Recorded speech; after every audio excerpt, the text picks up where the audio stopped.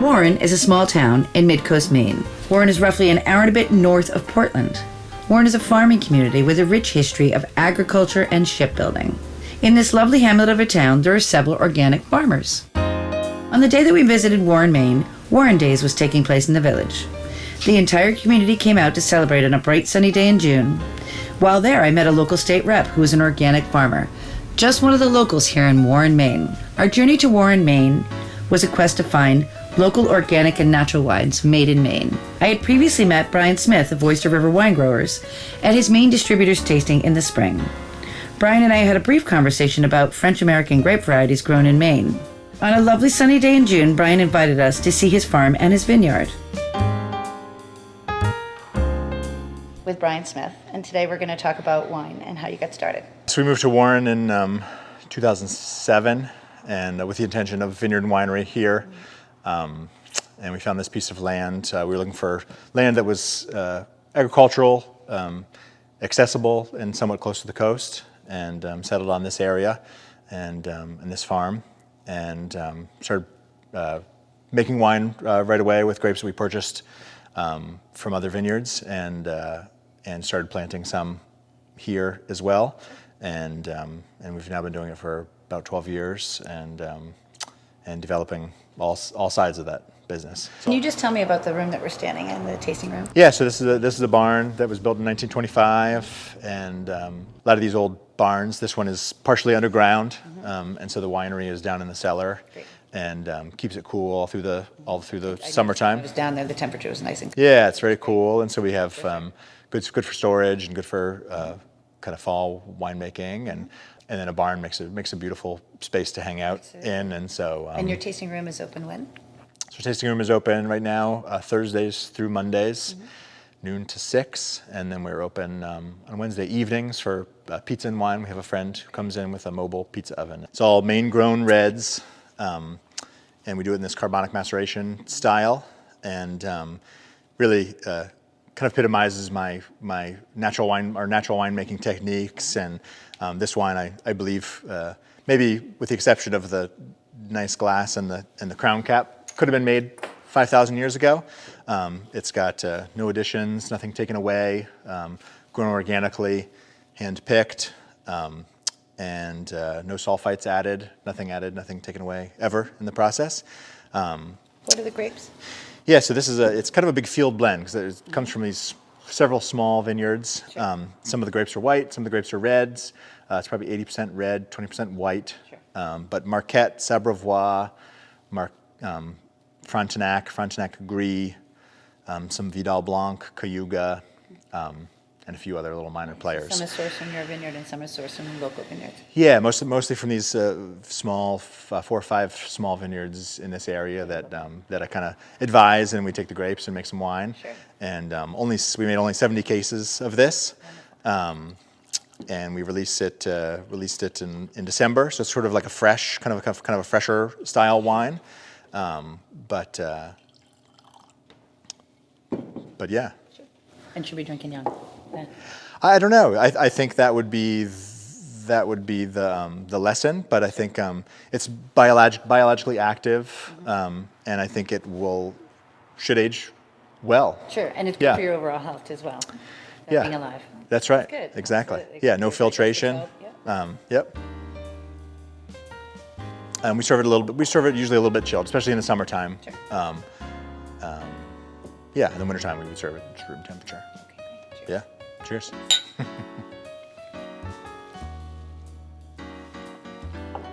That's delicious and really nice carbonation too, right down the top of your tongue. Yep. Yep. And I get what you mean about the berries as well. You know, you can taste like full berry, which is wonderful. Oh yeah. Yeah, really fresh and berry. These two are our biggest lots. Would be on tap in different places in and around Portland. Right? Yeah, we bottle a lot of this, and we put this in keg. This is a really kind of naturally styled wine. These are both Pétillant Natural style sparkling wines. So they're grapes that are picked and pressed, and then the fermentation happens with wild yeast. And then right at the end of fermentation, before it finishes completely, we just put it right in the bottle and put a crown cap on it. And we release these kind of fresh as like the fresh wine of the season. Sure. And so it finishes fermenting in the bottle, and then we leave some sediment, yeast sediment at the bottom, and yeah. That's it. So this is made with which grape? So the white we make with Seyval Blanc and Cayuga, which are two French American hybrids, Sure. grown in the Finger Lakes of New York. Sure.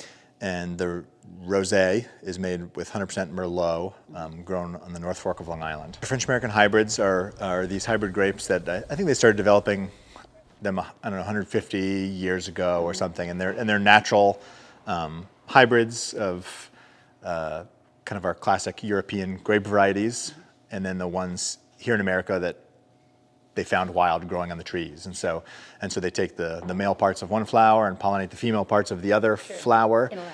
They do this in a lab. Yeah, actually in the field. They do. In the field. Sure. And you have to mark the cluster and bag it so that you don't get any contamination of the pollination. And then you take those seeds and you plant them. Sure. And it's this newer varieties. The hybrids tend to get the phylloxera resistance from the native vines that they hybridize with. So some people will graft them onto American root, on a full American rootstock for other soil conditions or for vigorous characters. But you don't have to. They're not prone to the phylloxera. Sure. What are the grapes that you're actually planting, and then what are you planning on growing outside of that? Yeah. So we've got some La Crescent, Vidal Blanc. Those are the hybrids. Those are French American hybrids. We've got one more French American hybrid called Lacadie Blanc. A little bit of that right now.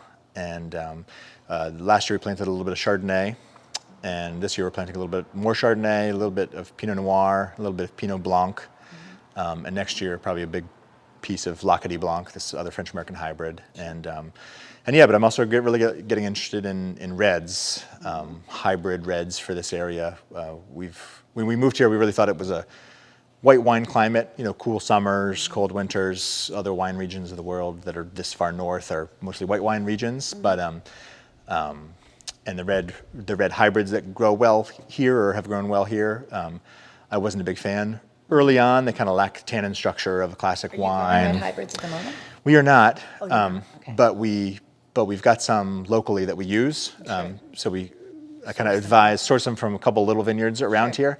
And we've been experimenting with them, and I really like the style that we've now started producing. We've been using a carbonic maceration with the red hybrids, and it really brings out the fruity characters of those red hybrids. Will you explain that process? Yeah. So the carbonic maceration, it's a technique that is used in Beaujolais a lot and other wine regions of the world, but it's a process where you put the whole grapes into a sealed container, a stainless steel tank, or could be a wooden tank or something, and without crushing. So you put them in whole, and you seal it up, and you pretty much just walk away. And at the bottom, there's a little bit of crushing that happens, and it starts to naturally ferment. Or non-naturally, you could add yeast and a little slurry at the bottom, but we let it naturally ferment with the wild yeast, and it fills the tank with carbon dioxide. So it's this kind of carbon dioxide saturated environment. And then within each berry, because these grape clusters are still whole, you get this interberry fermentation that really brings out these really beautiful fruity characters. Sure. So it accentuates the fruitiness, especially in a grape that doesn't necessarily have that tannin structure. So when you press it out, it gives you these kind of really nice big fruity characters. And these are all filled with our kind of house-style red wine from last fall. Sure. And so these sit for about a year in barrel, and then we'll dig them out kind of right before we need to fill them again. And this is our press. So this is what we send all of our grapes and apples through. It's electric hydraulic with a wooden beech wood basket. And so all the juice then comes from here and then... Yeah, all the juice comes out and kind of by gravity straight down into this and comes out the spout. Sure. Okay. And then we collect it in a bucket and then gets pumped from into barrel or into tank. Yeah. And this fits about, when it's red fermented fruit, fits about 3/4 of a ton. So after a red wine fermentation, we can send 5 tons, 6 tons through here in a day. Our visit to Oyster River WineGrowers was a worthwhile trip. Brian proved to be an admirable pioneer in organic grape farming in Midcoast, Maine. In Midcoast, Maine, there is a tight-knit group of winemakers who all work together to protect grapes, share products, and resources. Brian Smith is one of those winemakers. It takes a village to create organic grapes in Maine, and we found a gem of a winery in Oyster River WineGrowers in Warren, Maine. Thanks for having us. Yeah, thanks so much for coming. Nice to meet You too.